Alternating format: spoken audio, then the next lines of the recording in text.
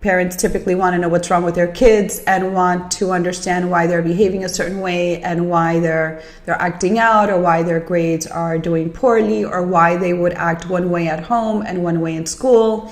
And so there was this whole thing around labels and just tell me what my child has. And it's funny because I would have the kids that I was seeing, and they would like tell me, like, am I depressed? Do I have a learning disability? Am I attention deficit disorder? And do I have ADD?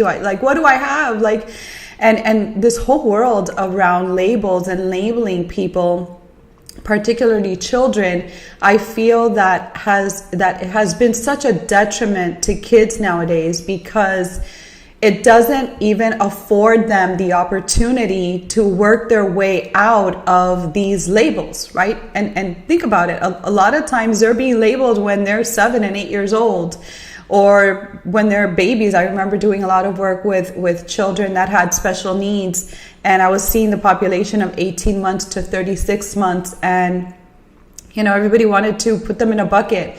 Are they autistic? Do they have something? Like, what is this, Eileen? Like, just let me know. Like, somehow the label was going to help the parents feel more at ease or more comfortable, or at least knowing what their child had was going to give them some peace, and then putting them through therapy and therapeutic programs was somehow the answer. And bottom line is that I feel that the label, and I saw this, listen, I worked with thousands of clients and hundreds of families, and I tell you that the label was never beneficial. I never saw where a label was benefiting the client, ever.